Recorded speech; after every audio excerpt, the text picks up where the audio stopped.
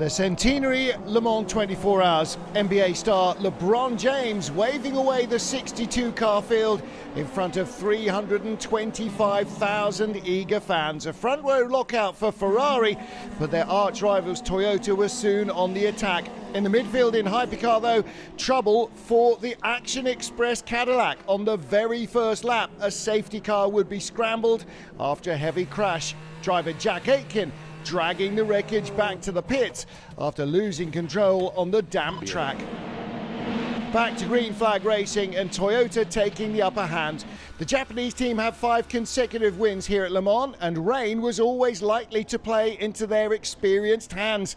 Sebastian Bourdais in the number 3 Cadillac, one of a number of cars caught out by a heavy downpour in the first couple of hours.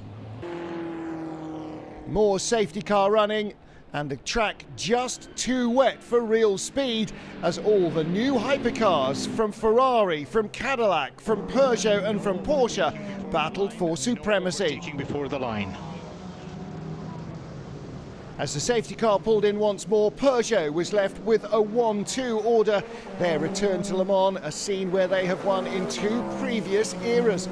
The French cars had real pace. Despite the odd look with no rear wing, their ground effect was working well on the track as Porsche's privateer and factory teams battled.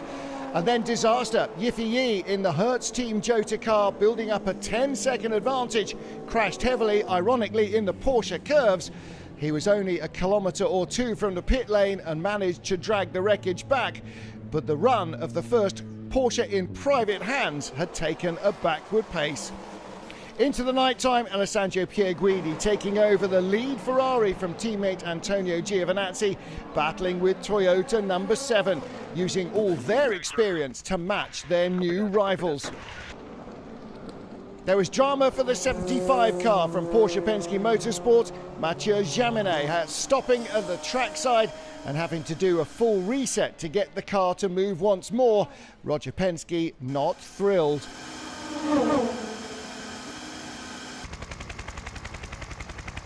As the race progressed into darkness, there were more celebrations for the centenary. Concerts, lights, fireworks and drama for the 51 Ferrari.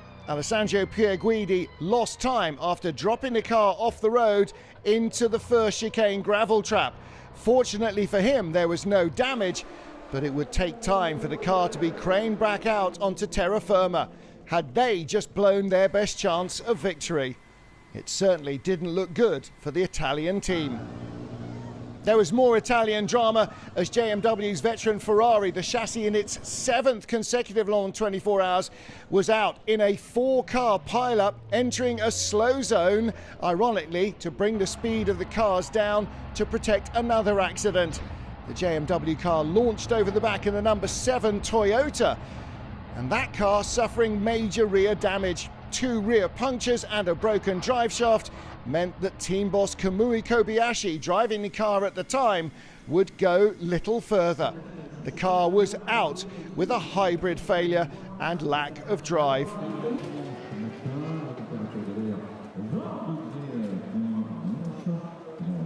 Peugeot had looked strong throughout free practice and they had good race pace here at their home event. But what they didn't have is the luck you need to win Le Mans. Gustavo Menezes in the 94 car out, another victim of the first chicane. A heavy impact, a slow crawl back to the pits, and a long night and long day to follow to try and persuade the car to make it to the finish. In these conditions, the tiniest of errors can be brutally punished.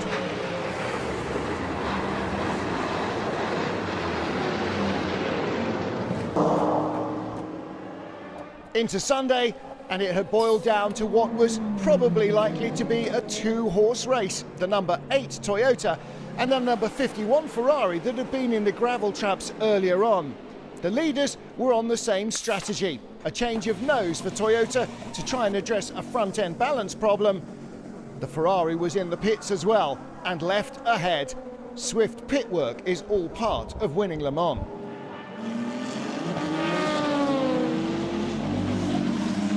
It's not all about hypercar. It's the new class, it's the top category battling for overall victory, but there are two other categories, prototypes in the LMP2 class and road-going supercars in the GTE AM class. A Pro-Am competition that battles the likes of Porsche, Ferrari and Aston Martin head-to-head. Pink Iron Dames Porsche and Project One's Rexy with a T-Rex livery inspired by driver PJ Hyatt's kids battling for a podium spot as keenly fought as the race at the front of the field. Jim Glickenhaus's team had pace but not much luck either. This, the 708 car, one of many to fall victim at Indianapolis, running out the curbs and onto the gravel trap, being spat across the road and into the barriers. More long work from the team to continue in the race would ensue. But by the checkered flag, both Glickenhaus's cars made it to the finish. Lunchtime, and the 51 Ferrari was still battling for supremacy with the number 8 Toyota. Alessandro Pierguidi once more taking the car on board, but it refused to start. A panicked few moments as he worked through a complete electronic reset. The Toyota moved by in the pit lane, and finally, to the relief of the team, the Ferrari would start. Toyota once more had the lead, but Giovanardi was on the attack, and within a couple of laps he was making a bold pass around the outside to retake the advantage. There was little to choose in terms of passion or speed between these two rivals. Hollywood star Michael Fassbender's race ended, like so many before him, hard in the wall at the Porsche curves. The Irish-German film star had been trying to avoid running wide and exceeding track limits, but lifting off while turning hard merely spat him across the road, into the wall and into retirement. The car made it back to the pits, but would go no further. And would that be the deal for the number 8 Toyota? High drama as the car battling for supremacy in the hands of Ryo Hirakawa spun at Arnage. Was there a major problem? The Ferrari team held their breath. The car was back underway, but not before the replay showed it was driver error. Hirakawa had lost the loose rear end of the car and clattered the barriers. Reaction down the pit lane was intense. Ferrari Formula One star Charles Leclerc on hand. Would he see his teammates win the race after all? The number 8 car made a quick pit stop, a new nose and tail section bolted on, and he was back on his way. But the leader now had a 3-minute advantage on a lap that takes a little over 3.5 minutes. The Toyota's chance of victory now rested firmly in the hands of Lady Luck and not the team themselves.